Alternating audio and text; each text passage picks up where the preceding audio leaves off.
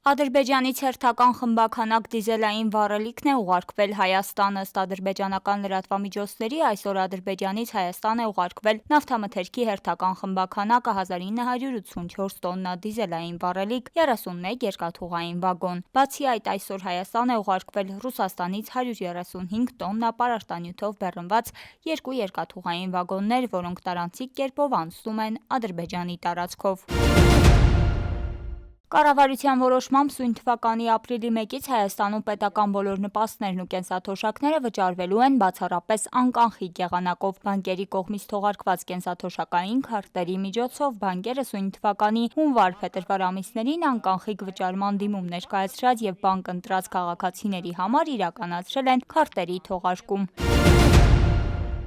Իրանական ԱԹՍ-ն ընկել է Նախիջևանի օդանավակայանի տարածքում, այս մասին հայտնում են ադրբեջանական ԶԼՄ-ները, այլ մանրամասներ այս պահին չեն հաղորդվել։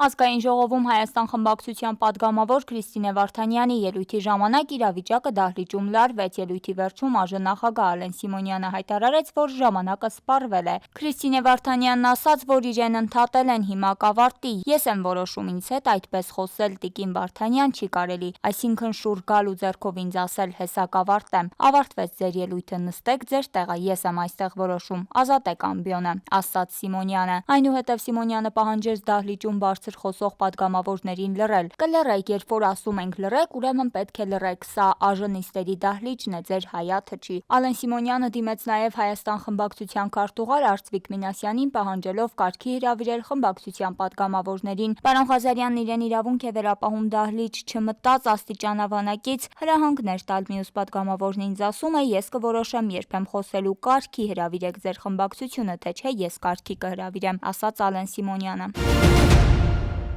Մարտի 5-ին ժամը 7:30-ին 112 օպերատիվ կառավարման կենտրոն ահազանգ է ստացվել, որ Երևան քաղաքի Մայակ թաղամասում ավտոտնակում տեղի է ունեցել պայթյուն, կաթ ուժած։ Փրկարար ծառայության հաղորդմամբ նախնական տվյալներով տեղի է ունեցել պայթյուն, մասամբ փլուզվել է երկհարկանի ավտոտնակի երկրորդ հարկը կամ 1 տուժած։ Ավելին իմանալու համար հետևեք Պանորամայեին։